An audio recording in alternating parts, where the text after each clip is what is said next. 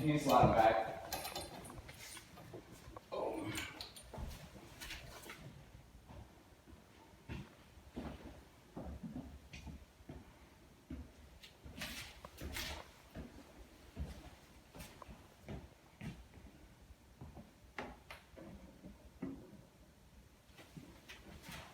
The only thing is, how do you know how far the framing is? Inside of it.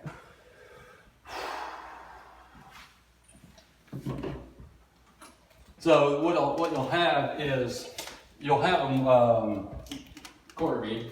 a corner bead, I lost the word. Right here. You'll have a corner bead that's about Inch. an inch and a half, inch and a quarter in. Okay. And so these meters pick up about 3/4 of an inch deep. So it's, the fun thing is, anytime you get around the corner, you are gonna have that. And there it is, 100. Yeah. But sometimes you can miss it on the inside. Here, let me get that curtain out of your way. I got it back here.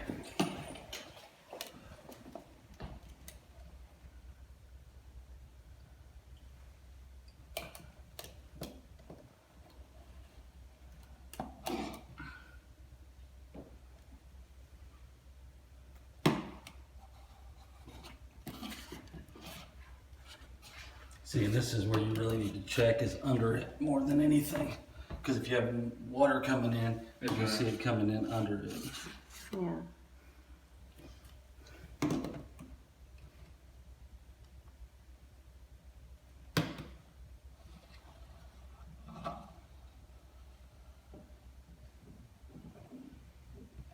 So right there, showing consistent.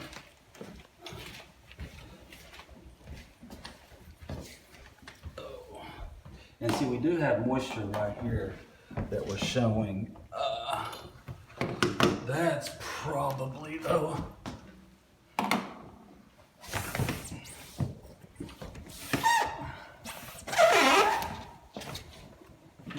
That's probably coming in. If you look at that. That will crack? That crack there. Okay.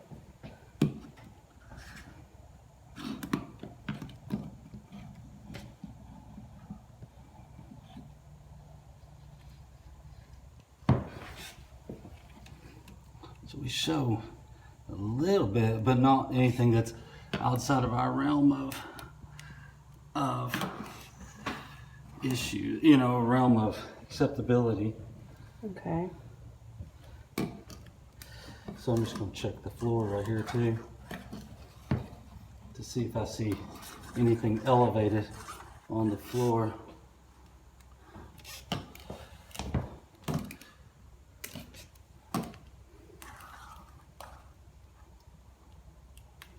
So I'm not showing elevated moisture, but I'm showing 14% up at the wall and in the middle. Yeah, what's your EMC reading at? What do you mean by EMC? Equilibrium moisture content. So every building material is going to have a different moisture reading to it. Your baseboard should be between 12 to 13, sheetrock 8 to 10. Floorboard is different depending on what kind of floor. So we normally take a reading, equilibrium moisture reading, in the middle of the room where you know nothing was affected. Okay. And then that's how you make your comparison. So like here, I'm at 16.7. I don't know about you, but Let's see what we got there. 14.7, 14.6, 15.6. So when I'm over here, I'm at 9, 8 to 9. You set on hardwood on your meter? And about 14 right here.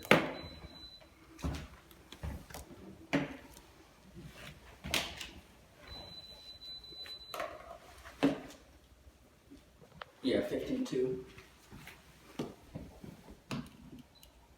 And 33 over here. Oh, wait a minute. I switched modes on me. 13 over here. Yeah. But we do see verifiable moisture right there.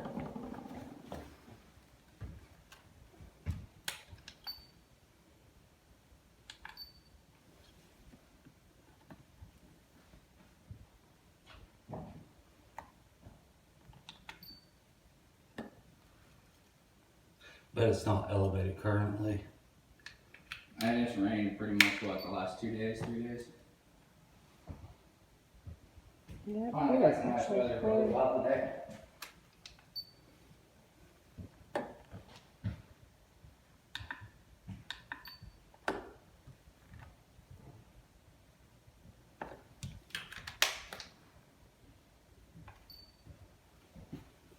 Do you think they'd use the same corner bead on these archways as they would on the window? Because your archway is pegged 99.9 as well.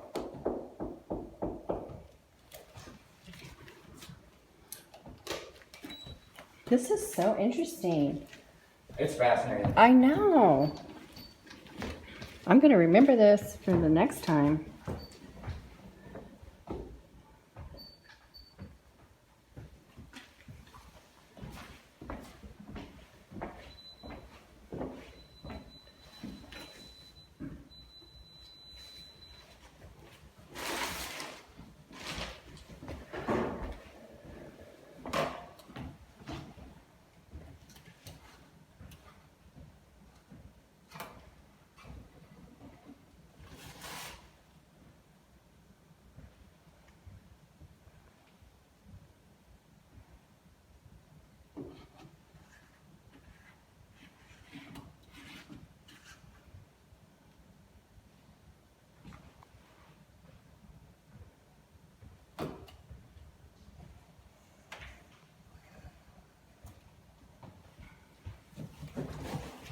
Greg, you need to give that to Livingston.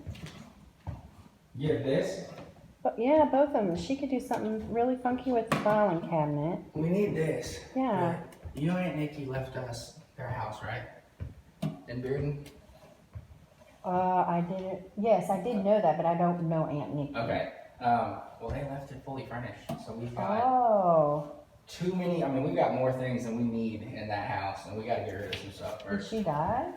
No, we got a new job offer in Kentucky, and part of the offer was them throwing in a house. Nice. Oh. Yeah, Nice. yeah. He hit the jackpot on that one.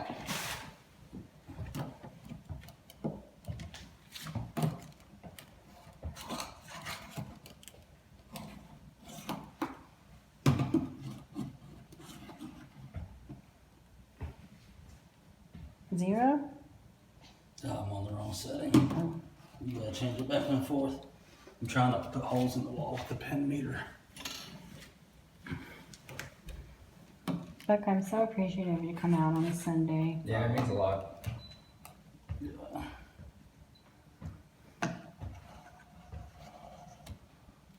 Alright. Let's look at this flash sheet real quick. Buck, I'm the admin, you know, for Jacob. Oh, are you? I've talked to you before. Okay. Yes, it's me. Okay. So I'm sure actually we just went under contract on one yesterday, so I'm sure they're going to call you. Yeah, don't call me quickly. Yes, I know. We're almost booked this week. Let's see. So I don't see a lot of reason for concern back here.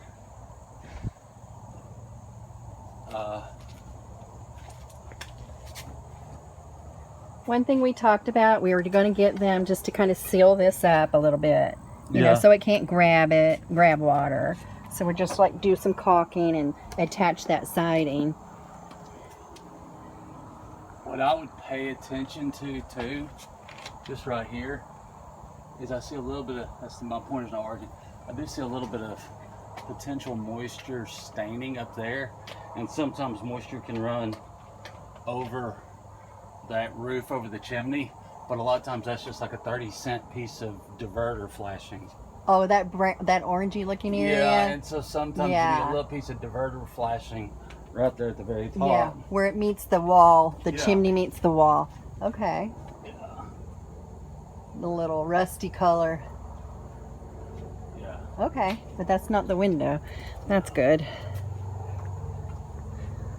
And this is, I think he called out this kick out flashing right here. But look, kick out flashing right there. And then, but I'm not seeing anything like a huge jump. So he's probably picking up that corner bead. Can you imagine With that? that That's 9-9. so cool though to know that. Yeah. I'm glad to learn that. Yeah, it's mean, then we got to talk about it. Hey, there was one other thing that he mentioned, and I don't know if I want you to just get your eyes on it. And I think if you saw you ought to see the dang garage here in the attic. So let's see if we can go out this way. I think there's a way to see it. Well, since you're here. So they had a repair, like a $1,300 repair from a general contractor. The first guy they didn't like they didn't like his work. He was really messy. He used that black caulk. Yeah, okay. And then they had Jim Brunton come back and do the repair. But if you step back here, you can see it kind of has a little bit of a little hump in the dip. Right there, Yeah. the soffit itself. Yeah. So they removed the siding, they put flashing in, and then they put the siding back and recaulked. And they tried to clean up the first guy's gunky caulking. So that was a $1,300 repair. There is a way, this attic, that you can walk in and actually make sure. He was just asking if the wood could be rotted under those shingles. Right there? Yeah. We can look at that real quick. Okay. Yeah, that hump in that soffit, I'm not worried about. This soffit's just vinyl, and the way it attaches on your ends. Yeah. Like it'll sit in the J channel over here, and then over here, a lot of times they'll just nail it. So a little bit of, bowed soffit like that isn't necessarily showing a sign. But if we have had a leak in that area, what we do want to look at, if we want to look at that roof itself. The seal. Yeah, and he's talking about the shingled area. Okay. Like there's a little bit of a dip. The shingle area. Yeah, that's what so, I was look at that. But they've already fixed the actual leak in the laundry room. They had to repair the ceiling and all that. So all that was done by Jim Brunton. Okay. But he was just wanting to make sure there was no. Garage or junction. Hi. Up there. On the back side of the craft room? Yeah, exactly. But just look out for the car trim that's there, okay? All right. Oh man, I don't envy you guys this job with the moving out the cars. Alright, only downside is that's going to be fun to climb up. We're going to see if we can't see. You can go in here if you want, but it takes you to... Isn't this amazing though? This garage. Yeah, let's go that other way. Back down. We'll slide right here. I don't think we have a set. Be careful. I'll stand right here in case you fall and try and catch you.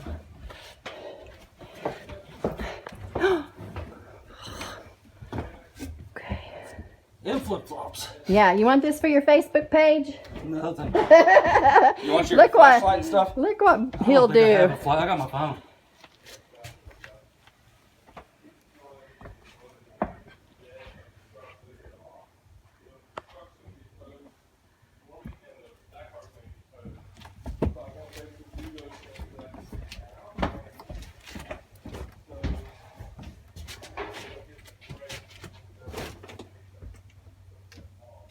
From what I can see, I don't see any moisture staining. Okay, that's good. And that is that would if it had leaked in that corner and where they had to replace that stuff where we were just out there, then he just wants to make sure that the timbers were not rotted, like soaking wet and rotted. The truss looks fine right there. Okay. So All good then. Well, thank you.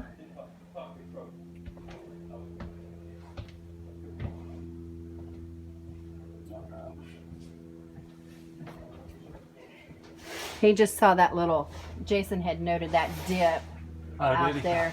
Yeah, he noted that dip in that corner. And he was just wanting to make sure under those shingles there wasn't, any kind of timber rot. There's not. Okay, good. Honestly, if I'd done it, I wouldn't have even put it on the report.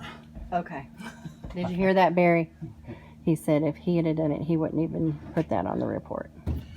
Okay.